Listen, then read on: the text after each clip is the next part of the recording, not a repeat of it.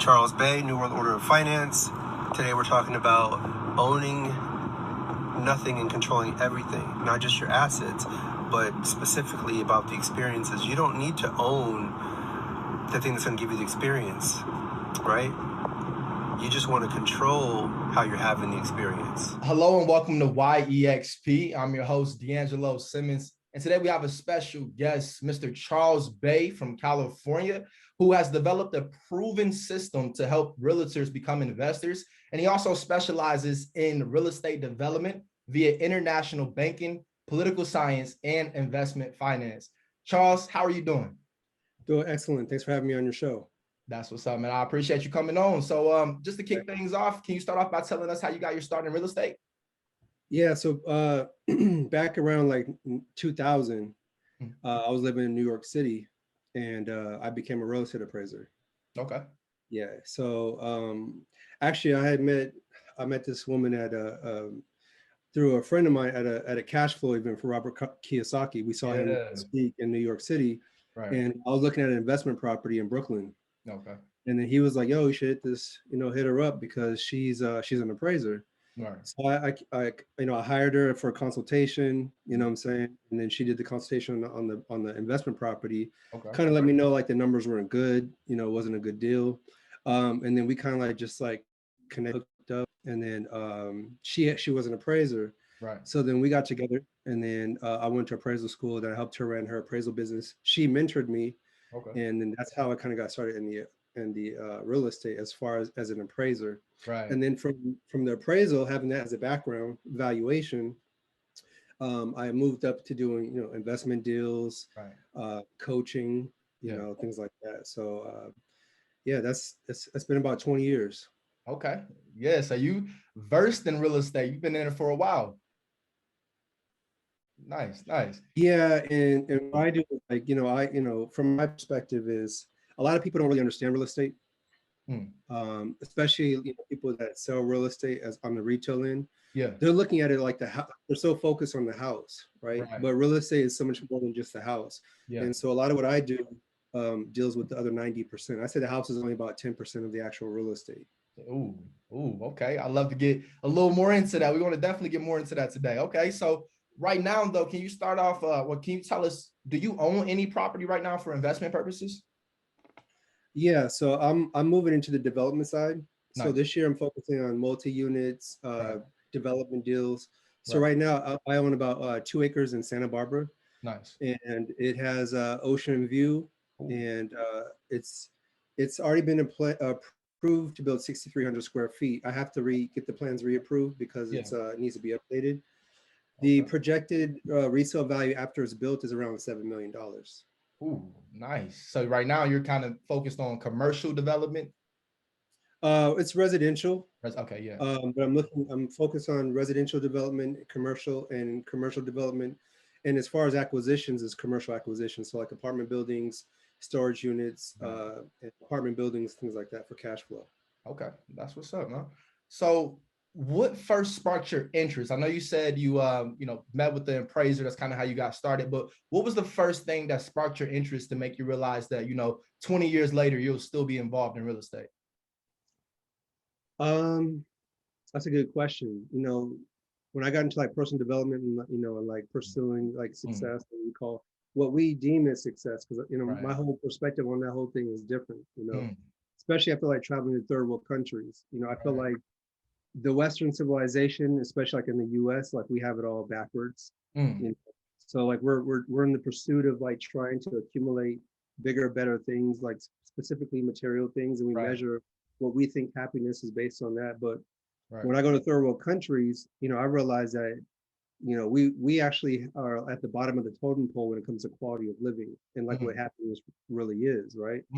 So when I got into like real estate, I saw like, how people, different lifestyles and different architectures, a lot of people build their wealth through real estate. Right. And everybody needs a roof over their head, whether it's a church, whether it's a, grocery store, you got to have real estate, right? So I think real estate is a fundamental skill that everyone should learn like in school, right? But they don't really teach that in school. Right. So when I started to understand more about real estate, as an appraiser, I saw that there was so much more to it. And when you get into like the investment banking side and how banks work, Yeah. real estate, this is how I look at real estate, right? So this is what I teach. Real estate is a game of intelligence that's based around decision making. Mm. And so many people, like I said, are so focused on the house, but it really has more to do with decision making. Mm. So even if you are a real estate professional or a real estate agent, and you're representing somebody, you're really helping them to make a smart decision a lot of time with their biggest assets. Right. It's not about just selling their house. It's really about, based on what they got going on in their life, how they're making the transition or move. Right. Are you coming in there to help them to make a smart, intelligent decision? Because that's really what they're really hiring you for that. Right. Right. Not just with the household, right? Exactly. So that's what drew me to real estate, is that it's a game of intelligence based on decision making. And when you understand that there's so much you can do, especially once you get out of the residential. Residential is like in a box, right? But commercial, so many different dynamics, so many different things that you can create. That's what I love about real estate, is that it's expansive. Right. Yeah. You can make a lot of money from a lot of different angles and different perspectives, right? So, no doubt. Yeah, and that's to go back what you said, as far as it, being a mind game. One thing that first kicked off my journey was listening to Robert Kiyosaki, Rich Dad, Poor Dad. So I was familiar with the Rich Dad, Poor Dad game that you were talking about. But one big thing in there that he speaks about is the mindset difference between his rich dad and his poor dad. And that's really the biggest thing, right? And as far as going to third world countries, it's interesting that you bring up us in the US. We have, what's perceived to be such a luxurious lifestyle, but at the same time, when it comes down to what actually matters, which is ownership and things like that, we take that for granted. We kind of just look at that as, we don't recognize the full potential in actually owning our property, but we do recognize the full potential in buying a BMW. So it's like a major difference in mindset. That's definitely big. Another big part of what I do too is it's not just about just owning, right? Because it's really not even about owning. That's the other thing too. Right? It's really more about controlling. See, so like if you don't set how you acquire your assets up correctly, then a lot of times they're subject to being under attack or overtaxed, or you can lose it. Right. Well, a big part of like what I do, like what I teach and how I strategize my own stuff, is a lot of the work is built into like how you structure the acquisition of your assets for protection. Okay. You see what I'm saying? Right. So making sure your, LLCs and corporations is set up correctly. Yeah, beyond that too, because like the LLCs and all that stuff, again, that goes back into like, the classifications, right? And jurisdictions. So I'm talking more, that's a start, right? But eventually you want to get into like private interest holding foundation and trust, and different types of entities that give you that extra layer of protection, right? And then you want to control those assets through those entities. A lot of people want to own things in their name, but that's not how the rich and the wealthy do it. Exactly. I understand what you mean there with the trust, setting up with the trustee and grantor and grantee and things like that. Another thing that you talked about was, how you are teaching people, basically the realtor, how they come in and they're supposed to, show the owner to really make a decision that's good for their, long term. But what we usually see on the realtor side of things is that, they're usually thinking about themselves. You're thinking about how you can make money. So especially in this market, you're, trying to reach for the highest price. Doesn't really matter from a buyer end. If you're a buyer's agent, it doesn't matter if it's a good deal or not. They think the market is going to keep going up. As we both know, it comes in cycles. So to really take it from the finance side, but making sure you're making a life decision, that's a major difference, way to look at things. Definitely, and one thing I like to say is that, what people don't realize too, especially like on the residential end, is that the residential end is getting wiped out. Like when I was in the appraisal, like back in like 2000, right? They didn't have all these apps and all these websites yet, with all the information. So a professional real estate agent had more perceived value. Right. So now less and less people are in the public, and I would say more on the retail side, because I deal with sophistication, right? So on the people that because I don't believe you should ever pay retail for your home. That's just me. Because you're always overpaying. You see what I'm saying? But Yeah. the way that people are programmed, they think that the way to buy your home is look for what's on the market, you know, Right. negotiate or whatever, right? No doubt. But they don't understand that they're already overpaying, right? And this is coming more from banking insights and investment insights, right? Right. So now the perception of the public from the retail consumer's eyes, real estate agents don't have that much value because they feel like they can just go on Zillow or Redfin and kind of get an idea of what their house is worth, right? Right. Right. Although it's not 100% or like not really that accurate, it gives them a ballpark figure, Yeah. right? Now like the MLS boards are letting people for sell by owners pay a fee and put their house on the MLS, and they Right. can put it on the internet. So Mhm. now what's happening is the retail residential listing agent especially, they're losing their value as far as the perception of the public. So eventually their jobs are going to get wiped out. You know what I'm saying? Uh-oh. Guys, did you hear that? Yeah. So Mr. Charles Bay just told us that residential realtors may, get wiped out here. I know you guys may Well, not be and expecting. there's already talks about like a lot of people are getting upset because like Zillow is now going to start competing with real estate agents, Right. and Zillow is going to start being able to make offers on and list. They already offer to list and then make offers on houses. No doubt. So Zillow already has the data, like they track and watch people's buying behaviors, Right. and so like they'll see that the average person is before they're contacting to an agent to make an offer, or whatever. They'll look for 6, 7 months, 8 months. So now you're dealing with data aggregation where these Right. companies are taking all the behavior patterns, and now you have AI, Yeah. and then they can see who's most likely to buy. But not only that, but they already have the trust, Right. right? Right. And then now they have the buyers. Yep. So if Zillow comes in and they say, okay, look, you don't have to list your property with other agents, just Right. come to us and we'll make an offer. Yeah. And then they already have the buying behaviors and they know who's most likely to buy. No There's a doubt. lot of competition that's going against the listing agents Yeah. and real estate agents in general. So like pretty soon it's going to be where people are going to be buying and selling real estate on the retail end pretty much through an app. Yep. Right?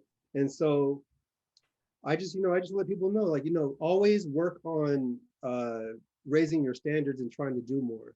Exactly. So Yeah. that's why I say, I come from an appraisal standpoint, a development standpoint. I also deal with law, legal contracts, and litigation, right? Yeah. Because what I started to realize, like in the commercial realm, like once you get past like $5-7 million, a lot of these deals were litigation. Once you get into like the 10 million, 5 million, 7 million, 9 million, there's a lot of litigation. So if you plan on being wealthy, especially owning real estate, you're gonna have to learn how to deal with litigation and protecting your assets. So you'll offer more value if you can bring more things to the table, right? If you say, oh, I can sell your house for the most amount of money, blah, blah, blah, blah.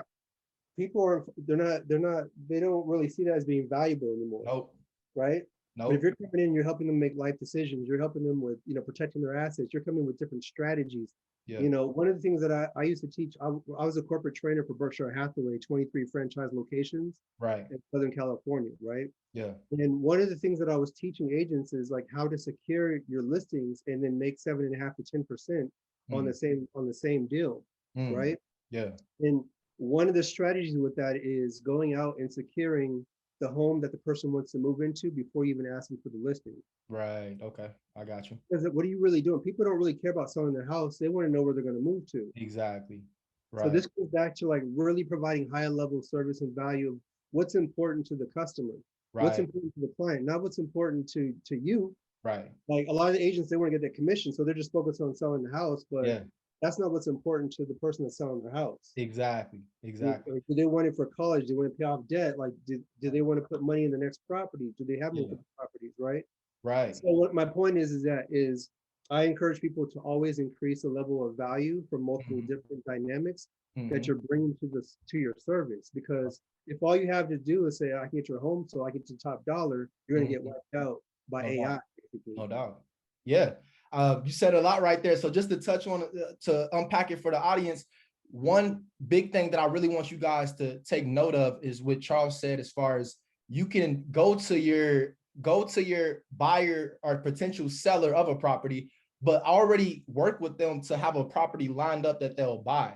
So you're coming to them and you're showing that you care about their well-being, not just care about your commission check. So that's a major difference. another thing too, Charles, as far as, with your background being in appraisal and then also, having invested in a multitude of things that involved in real estate, I'm at, my age, I'm focused on improving adding more tools to the tool belt is what I like to call it. So with me, it was with wholesaling real estate is what I started off with, and then becoming a realtor. So the reason why I'm agreeing with you so much as far as becoming a realtor is almost going to become extinct here, or really not needed, the service, is because, I just came off of having my first listing, and having my first listing really changed my whole views on it. So I'm a firm believer in, I didn't just sign up to become a realtor for me not the experience with having my first listing is like. So I went through that process, but me going through that process, and I'm going to talk about this to my audience sometime soon, but just the fact of realizing that becoming a realtor just to be on a retail side of things, it isn't worth it. If you're going to become a realtor, it should be to add another tool to your tool belt, but also to maximize profits, in the fact of, like you said, when you're buying your first home, go directly to the owner. So with me having a background in wholesaling real estate, getting off-market properties, now I'm looking at it like, okay, out here in Phoenix, because that's where I'm at now. I do my wholesaling operation in Cincinnati, but out here in Phoenix, I'm like, let me just start going to the stressed property owners, first ask to buy the property. If the numbers don't work, then we can, put it on the market. But at the same time, I want to buy this property, maybe, do a little hotel, put a little money into it, and then put it back on the market so I can get my own commission, pay my own commission check while I'm owning the property. So just learning how to stack your layers of tools versus just coming out with one thing in your arsenal. You're in this market, in this ever-changing society, you're going to get wiped out. And that's just the reality of it. Yeah, I'll say this too. It's, a lot of people get into real estate as a licensed real estate agent because eventually their goal is to become investors, right? Right. Yep. But I found that there was a lot of people that were getting stuck on just being real estate agents and not being able to make the transition into being an investor. And in actuality, I'm gonna tell you why, because they're completely two different things. Right. They're two different mindsets, all completely together. No doubt. Well, a real estate agent is not going to learn how to become a real estate investor, like per se on a high level, until they make the shift into how a real estate investor thinks. That's why I dropped a video about the wholesaling too. Right, because people will try to do wholesaling contracts, but they don't understand the most important part of their job is really the due diligence for the investor. Right. Because again, it's all about decision making, right? 100% so right. If you bring in a deal to someone that you're saying, hey, this is a good deal, you got to back it up and show them why it's a good deal. And if you could do that better than them in that same process, you're going to be able to become that investor, because now you're thinking like the investor, and then you're going to see why it's a good deal. You can back it with facts, figures, comms, rehab, rehab financing strategies, private money, hard money strategies, to the point where, a lot of people say, well, I ask people, I said, what's the biggest challenge to becoming a real estate investor from your perspective as a real estate agent?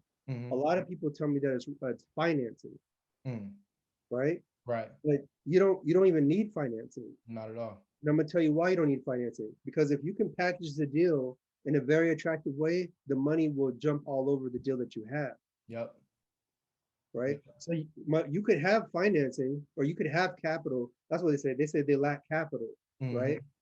And I used to think this way too. I would think, okay, well, if I had $100,000, I could do my flyers, I could do this, do my website, do all that stuff, pay for leads and all that. But you really don't need that, because if you don't understand where the money, what attracts the money, what attracts capital, right? You're just going to waste your money. Yeah. Right. 100% right. And that goes into, OPM, just other people's money. If somebody sees that what you're talking about, they see that you got the deal on the table mapped out, they're going to believe you as the expert, and they want to invest into you, because like you said, and here's the thing too, if the deal's that great, you just take the deal down yourself. Right. And so like wholesalers, to me, I mean, it all depends on where they're at. There's some really good wholesalers out there, right? But especially here in California, because the margins are so thin, right? A lot of the deals that they pass around are deals that they don't want to do themselves because they're too risky. Really looking for a sucker. Right.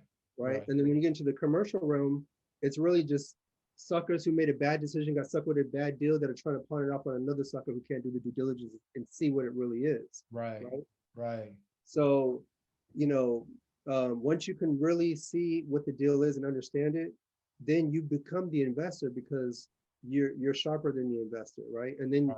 you can attract the capital because that's where the money comes from, is putting together a really good deal. So Mm. the reason why a lot of realtors end up making the transition into becoming real estate investors is because they have lazy work ethic. Their standards are Mm. so low, Right.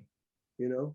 Yeah. So wholesaler standards are, a lot of these guys, and their standards are really low, but the Mm. residential retail agents, Mm. their standards are so low. That's why I really kind of just stopped even like coaching retail agents. Yeah. Unless they want to go like into commercial or be strictly into high-end investing, Yeah. right? And that's why I all my coaching programs are high ticket programs. They're $5,000-$10,000 Right. for the Right. serious individuals, right? Mm.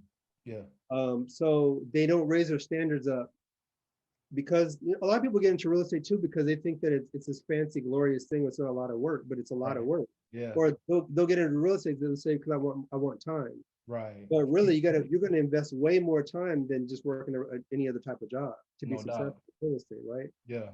So it's like this, they just got misconceptions, and that's why that a lot of real estate agents don't transition into realtors. I mean, Mm. to real estate investors, Yeah. is because they don't make the connection between the mindset difference. Man, you hit that right on the nose, man. Like I said, just for these past, I got my license in December, and I was, very excited, and this is a good segue into our next question, but just very excited about the process as far as the newness of it. But I was approaching it with the mindset of a realtor, and for some reason, I had kind of abandoned my investing mindset What I'm gonna because say, you went backwards. you're Yeah, 100% right. I yeah, really did. yeah. And as far as that's why I kind of it woke me up. Just I'm like, it don't really make the way I can really benefit this if I find a deal myself. And then, if I'm using my license, it'll be, to list the property myself and not pay somebody else commission if I'm trying to do a flip or something like that. Yeah, and But that's the thing too, is I hardly ever use my license because I make more money when I don't. exactly right. This is a Even perfect, even when I had my own deals, yeah, I really don't even like listing properties, period. I'd give it to another agent, yeah, right? Because right, I really don't even like listing properties. right, You know what I'm saying? Because my time and energy is better spent in other places. You right. see what I'm saying? I But I understand feel like exactly. if a real estate agent, if a realtor wants to become an investor, they kind of have to throw away everything that they learned as a realtor. Yeah, If you want to become an investor, it's not best to get a real estate license because yeah. number one, you don't need a real estate license to do real estate anyway. Mm, That's another mm. hustle. You only need the license is for the board for the MLS. Hold on. Wait. This is perfect. This is perfect. Let's go Yeah, ahead and yeah, transition.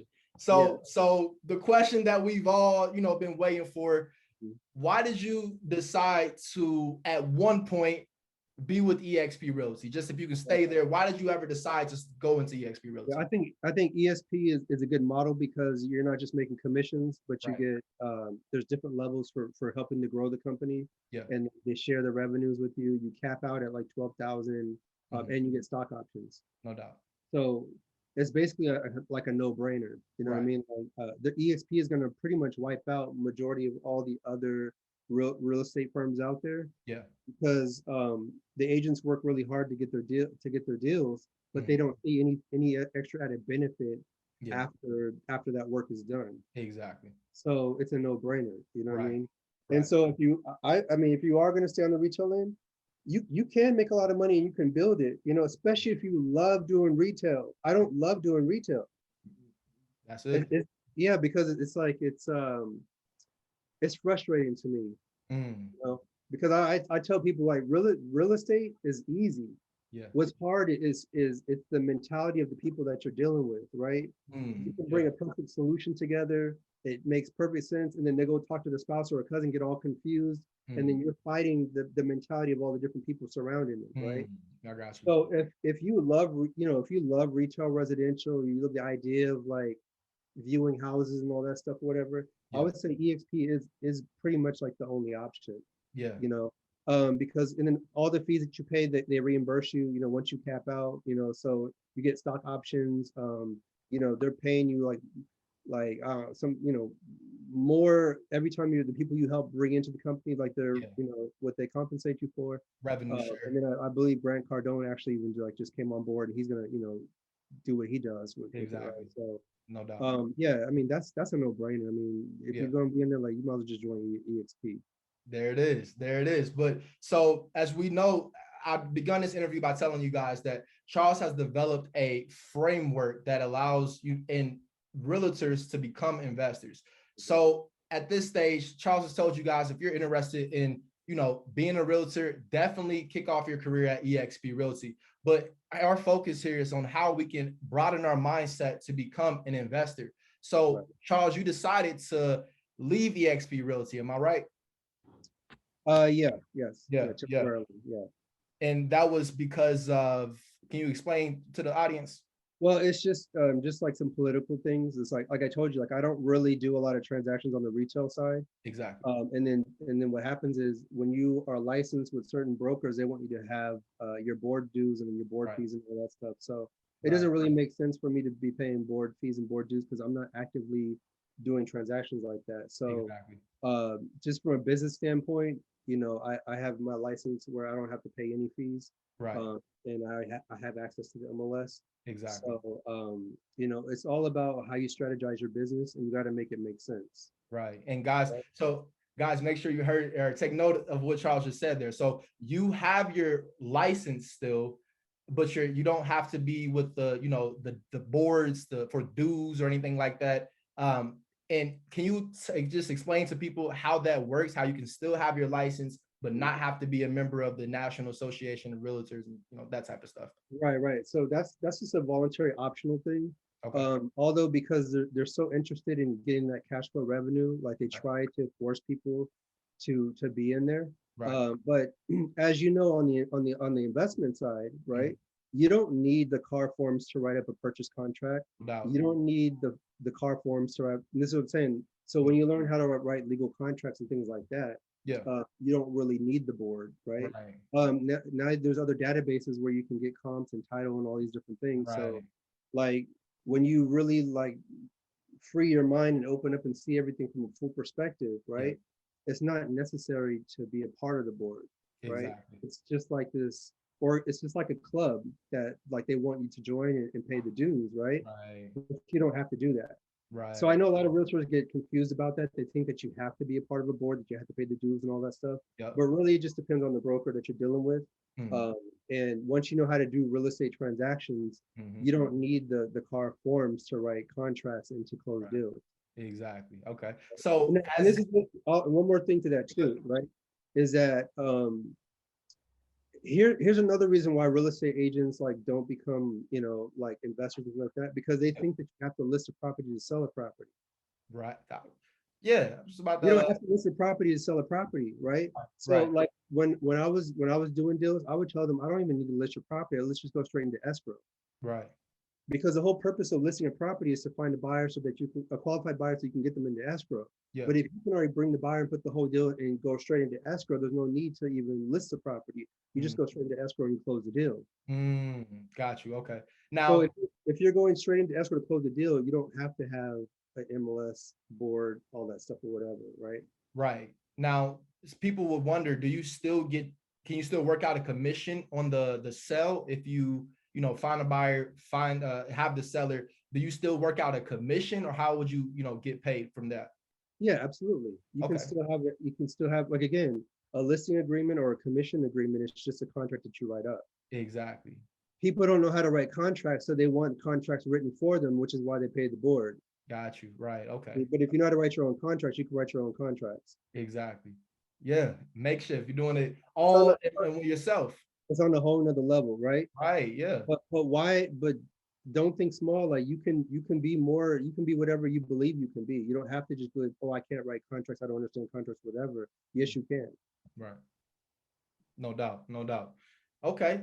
So, when you first, joined EXP, was there anything that you didn't find out until you actually joined the brokerage?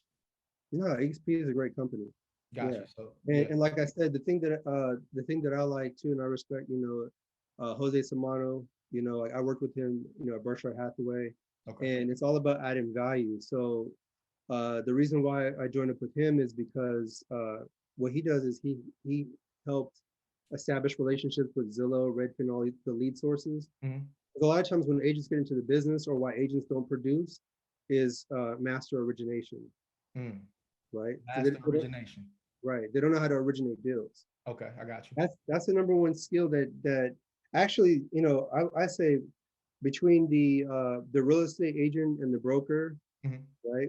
The title company, the appraiser, the finance, all that stuff, right? The one that has the most value is the one who can originate the deals. So uh, if you learn how to originate deals, right, or you help agents originate deals, there's a lot of value there, right? A lot of brokers don't really do that. They have these meetings that are ineffective. But one thing that Jose did was, he became Zillow Premier Agent, right? And then Zillow gives you leads. Like they were also spending like $100,000 a month on leads, and then they were just feeding the agents leads, and so they were helping agents generate business. They helped them get organized with a really good CRM system, really good training, hands-on. So it was like you're not working as an individual agent, you're working together as a big team. And that brought a lot of value because even if you joined EXP, you didn't have the relationships and the lead flow that they had generated. So it was like an extra bonus.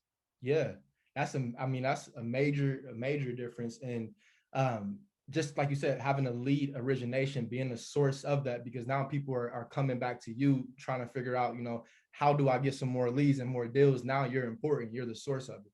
So so that was the biggest value was really helping. I felt like the way that they had set up their EXP company really helped a lot of agents with the core issues that agents suffer from when they're trying to have consistent production. Right. So I mean, they even had like inside agents where the agents work the leads with you. So like, let's say you try to follow up with them and then you just weren't, then you're moving on. They'll still work them until they get them warm again, then they'll transfer them back over to you. So there was a lot of benefits like to helping agents like really produce, like to where you're just focusing on putting deals in escrow, and not a lot of like the marketing and all the other stuff and lead generation and all those different things. I feel like that was a really high value, and that's what you should do as a broker. Yeah, definitely. And that sounds like, something, if you were a new agent, struggling to get deals, somebody new to real estate, you don't know a clue about anything. It sounds like you will benefit in a system like that, just because you're getting it fed to you. But that's if you like to be a part of a team. That kind of leads me into my next question. With you, when you first, joined Exp Realty, but obviously now we're speaking beyond Exp Realty, do you work with the team or do you work solo? It all depends. It all depends because as a real estate agent, like it's your business. Yeah. Right. And so it's what do you really want? A lot of people don't even know what they really want. So like that's like in the coaching program, we start there. Like, what do you really want to accomplish? And if your goal is just money or a certain dollar amount, like you're way off. You don't even you're completely lost. You have no clue, right? So it all depends. How many hours do you want to work? Like, how do you want to put your deals together? Do you want to double in, or do you just want to be a straight buyer's agent, right? And just be an order taker? So it all really depends on how do you want your business to be? How much time do you want to put into it? How do you want to structure your business, right? So I think that goes to like how whatever's important to that individual, agent working in the business, right? Exactly. For me, it's like it's like for me, worth my time is development deals. I also do negotiate short sales. So I'm negotiating 2 short sales like out of state for other people. So I do a lot more than just sell people houses. I help people save their houses, right? So I help stop foreclosures. I help do short sales. I help, solve problems basically. So I'm just like, I'm not an average real estate professional on the realtor side. No doubt. There's a lot of different things as far as I provide value on. Exactly. So right now, do you work with the team or do you work, with yourself? I have a team. Yeah, I have a team. Okay, I got you. That's what's up. Awesome, man. So right now, with you doing so much, I'm kind of curious, where do you see yourself in the next, 5 years? Living in Southeast Asia. Hey, okay. Southeast Asia. What Bali? Yeah, because I lived in Bali for 5 months before COVID. The year before COVID, I was supposed to go back within COVID, right? Oh, wow.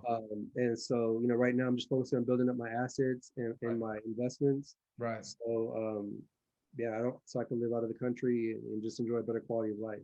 That's what's up. So, real quick, with Southeast Asia, are you able to own property in Southeast Asia? That's a good question. I think in Indonesia, like it has to be a local, actually Indonesian. Okay. And then in Bali, I think they even have to be like a Bali, like specifically from the island of Bali, right? Right. So if you have opened a business or you have you want to buy real estate, I think you have to have like a wife or someone, a business partner, actually a citizen of that island or of that country. Oh wow. Right? Yeah. So with that whole, I'm a digital nomad. So with the digital nomad lifestyle, right? The digital nomad. Can you explain to us real quick that mean? So a digital nomad is like, you have like expats, people that retire and they want to go live in another country. Okay. Digital nomads are the younger working class people that live around the world and they work remotely. Okay. And they're able to live a higher quality of life and make money digitally or remotely. So, where you're able to still work, but you're just doing it like in a tropical place and it costs a lot less and you have a higher quality of living. Okay, got you. Never was familiar with that. That's good to know. We finding out a lot here, man. This has definitely been a very informative interview. And that's what I want to say too. Like the way I look at real estate is a financing mechanism.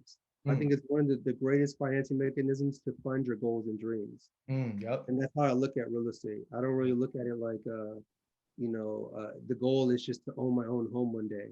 Right. I mean, it can do so much more than that. It's what lifestyle do you want to create, and how can real estate fund that for you? Because it's a great funding mechanism. Yeah, cash cow. Definitely. As far as that, man, I definitely do agree as far as with us, being able to fund yourself with real estate. But like you said, you definitely have to watch it, because if you don't, set up your cards right, you can end up working another rat race at quote unquote being an entrepreneur in real estate, if you're not really focused on what you're doing and really planning on how you're going to accomplish that. That's definitely a real statement, man. Lastly, as we both know, the real estate market being as hot as it is right now, there's a lot of entrepreneurs that are beginning their career in real estate and a lot of sellers that are selling. But in order for you to be successful, you have to find a way to really stand apart from the herd. In your own words, you kind of already covered it, but in your own words, what do you believe sets you apart from other agents, other real estate specialists in your market? Good question. It's how you perceive yourself and what you bring to the table. Right. And even if you don't bring like as much as you want, just thinking about how can I offer more value, right? How can I go above and beyond, So like when I first started as a real estate agent, right? The first thing I would tell people, is that, I started off as an appraiser, because then now I'm already outside of just a real estate agent. I'm an appraiser and a realtor. Right. That's true. So I will always tell people, one of the first things we do, like in the coaching program, is like really help to build up your value, right? Because you have to build up your perceived value, right? Right. And so your value doesn't just come from you being a real estate agent. Who you are is very valuable, but if you don't see it, you won't even know to even speak that or to even like wear that. And then people they don't see you as valuable because you don't see yourself as valuable. So, you may be good at making people laugh. You may be good at like credit. You may be good at like, many different things, might be good with animals. All these things have value. So when you're interacting with people, because that's what the business is, right? It's interacting with people. It's so little about the house. You're actually dealing with people, right? And making connections with people. Right. So the better you are at making connections with people, seeing the value in yourself and transferring that value to other people, the more value they're going to see in you and making that connection and wanting to work with you because your value is so high. So what I would say is like try to figure out what are all the great things about you outside of just selling someone's house. Right. And then how can you speak that or market that to them when they're interacting with you? And it shouldn't be that they just want you to sell the house for the top dollar. They want to work with you because they want you to be in their life so they can share that experience that they're having with you by hiring you. Hiring you gives them a cheap way of getting the experience of the value that you bring to the table. That's how I look at it.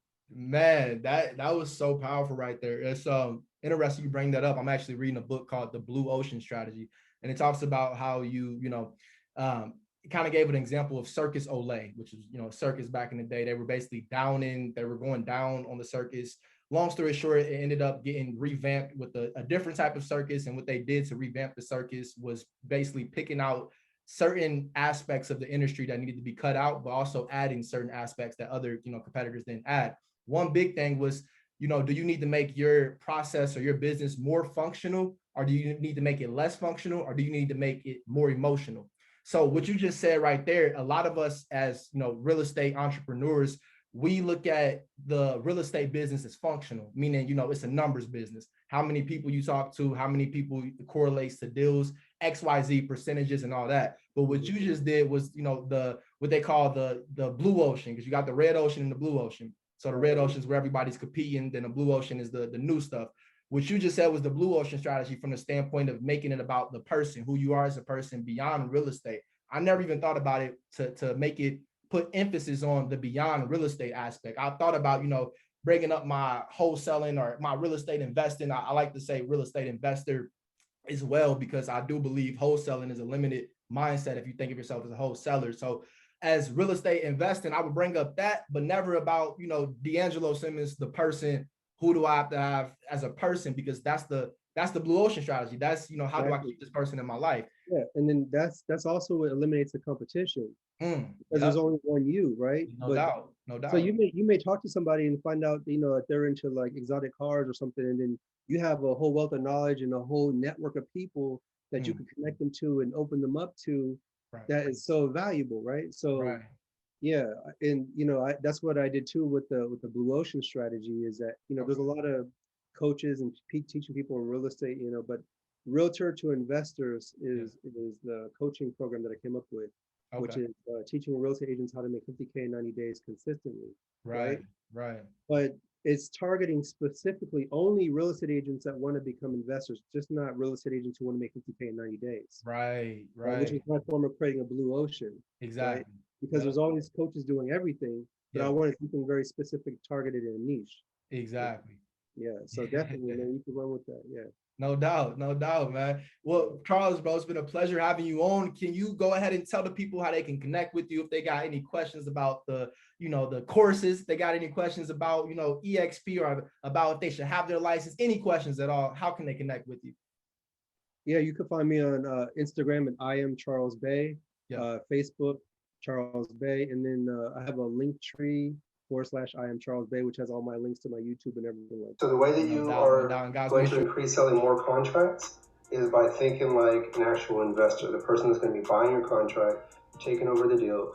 They need to know certain questions before, certain information and certain answers before they can buy the contract. So you go ahead and check them out on YouTube, hit them with that subscribe button. If you didn't get the content today, then you obviously went to sleep. So wake up. Go ahead and hit up Charles Bay on his Instagram, social media, comment on his YouTube videos, and hopefully he'll be able to school you guys, but you just got about 40 minutes a game. Guys, thanks for watching again. Make sure you subscribe, hit that notification bell and a like so you can stay up to date on the latest episode of YEXP. Thanks for watching.